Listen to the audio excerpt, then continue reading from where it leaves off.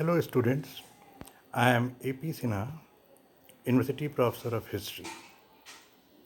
Today I will explain how map, graph and timeline makes history teaching very interesting and how it creates curiosity among students, mental exploration and inculcates a solving attitude of the issues involved. If we divide the earth into four parts, three parts consist of water and only one part is land. This part of land makes North America, Latin America, Europe, Africa, Asia, Australia, etc. etc. And if we further go deep, this North America consists of Canada, USA, Latin America has so many countries. Brazil is the biggest one. This is Central America. This is UK, France, Belgium, Holland, Portugal, Spain. Here is English Channel. Then Germany, Italy, Poland. Here is Black Sea. Here is Mediterranean.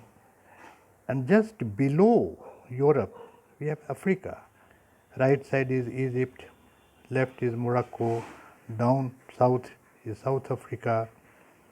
This is Asian portion, and here we have India, China, Mongolia, Korea, Japan, Australia.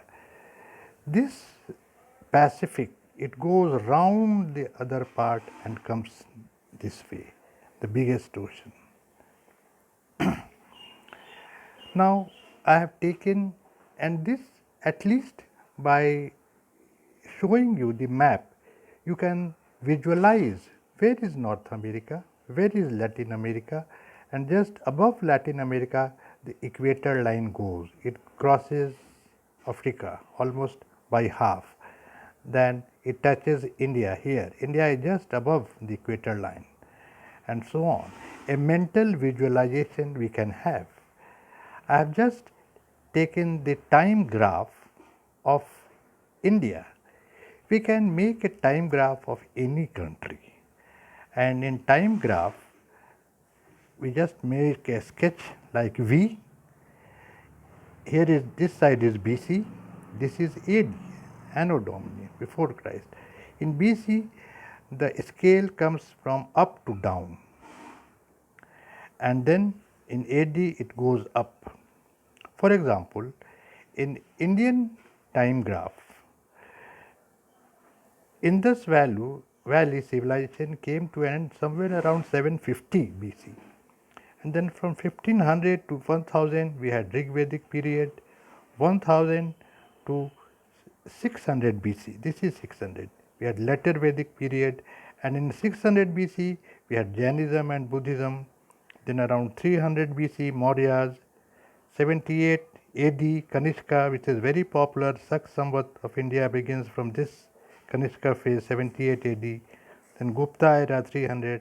Then around 600 Harsha, Islam, rise of Islam 622 AD. Then Ghori and Ghazni came around 1000. And Slave, Khilji, Tughlaq, Sayyid, Lodi, Mughals, English, and then we had independence. The Mughals, the first battle of Bhatnipat. This time graph, the chronology of time graph makes history teaching learning easy. We can just visualize who came after whom, and here we have 2020. Similarly, if we draw a map and instead of getting it by heart, you just visualize with eyes, we can make a map of any country. I have just made it of India, and see how the movement of flow of rivers, Yamuna from west to east, and then Ganges. Yamuna meets Ganges at Allahabad. And this is Narmada and Tapi. This is west flowing river. Then we have then east flowing rivers, Godavari, Krishna, Kaveri. This is Mahanadi. This way we can make a map of any country which we have just seen here and see the flow of rivers. Then if we make a simultaneous comparison of time graph of any country, we can remember facts easily and also estimate the happenings easily. Here I have just taken one example, India and England. From 1550 AD to 1600, in India it was Mughal rule and Akbar dominated this period. In similar period in England, I have taken the time graph of UK and India. Akbar and Elizabeth. In similar period, Elizabeth was the Queen of England and both of them had a very good time.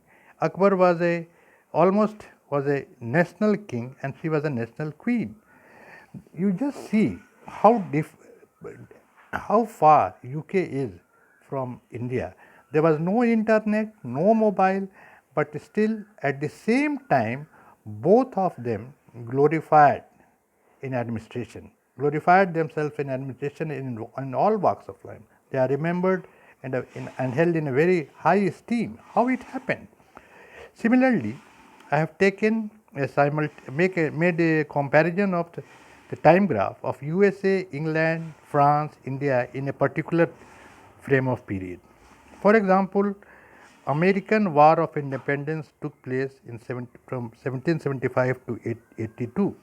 It took place here, 1775 to 82, and it was fought against the UK. I will come to this point later on. Then,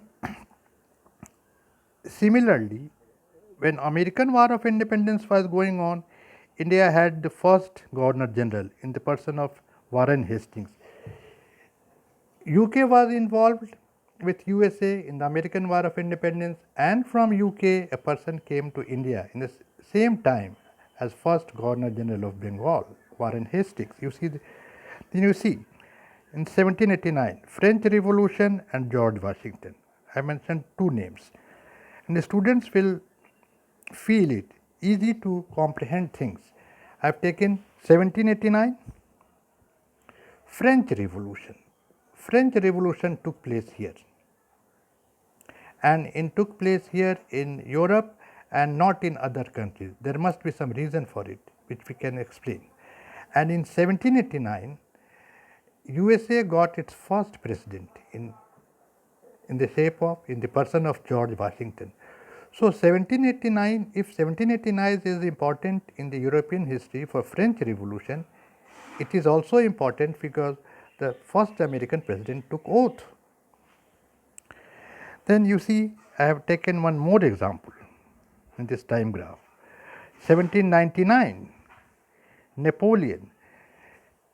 Napoleon ascended the throne in France in 1799, and in this 1799,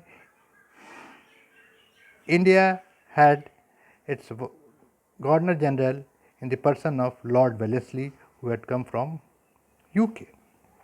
Now, after seeing comparative time graph of India, England, USA, England, France and India, I will also make few references of detailed history through this graph, and how it will be, it can create curiosity among you people. I just mentioned the War of Independence in USA. In 1775-82, this war was fought against England, and who were the parties? In around 1600, when Elizabeth died, her supporters, who were called Protestants, and Elizabeth, she had no issues. So her supporters, Protestants, had to leave England and they came to USA. They are all white people, and the same white people fought against the mother country in the 7 years, 1775-82, because of so many reasons, which we can have explanation at different time. The whites came from UK and fought against them in almost after 175 years to get independence. 13 colonies at that time they were there. Then we see, take an example further, how it makes history teaching interesting. This is Black Sea. A very important war had taken place in Black Sea in 1854-56 between Russia and Turkey had an empire like this one. It was tottering. Russia wanted to cross Black Sea and come to Mediterranean to take active part in European politics, and at that time UK and France were having trading relations, very rich trading relations with this part of the world, Asia. England had English East India Company, France had French East India Company, and they feared that if Russia will come to this part, they will get interference, they might stop their trade. So these two parties supported a Muslim Sultan against Russia in Crimea in the future fear that Russia may stop Suez Canal. This is Suez Canal, though it was opened later on after a few years, but they were involved, and this politics of Mediterranean Sea decided two Christian powers to support a Muslim Sultan against another Christian power, Russia. We can understand this whole thing by seeing the map, how things were moving. Similarly, looking at this map, we can also make few exertions, because we could have done it earlier also. Initially, initially, I am just taking you a bit earlier.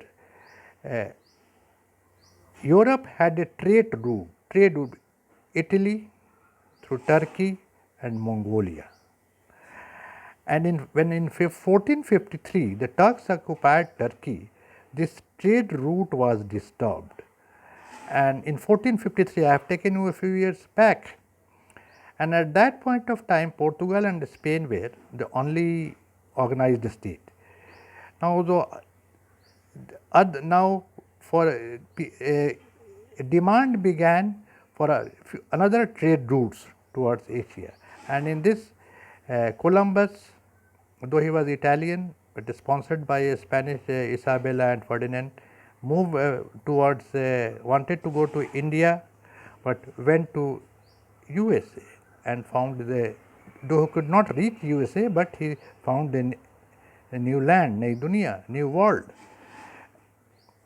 Then again, as this route was blocked by the Turks, Turkey, Vasco da Gama came to India via this route in 1498 here. Earlier, another Portuguese, Diaz,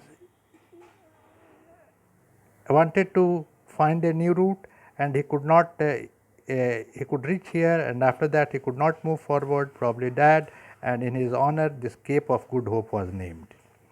So all these, I may not be saying it in a chronological order, but all these things makes history very interesting. We can have time graph of different countries simultaneously, make a point for future studies, and it will have a very good impact. We can go for mental exploration, we can solve the issues, and this will again, I will repeat, makes history teaching very interesting. Instead of going very theoretical, you can go explain it through map, graph and timeline. Thank you.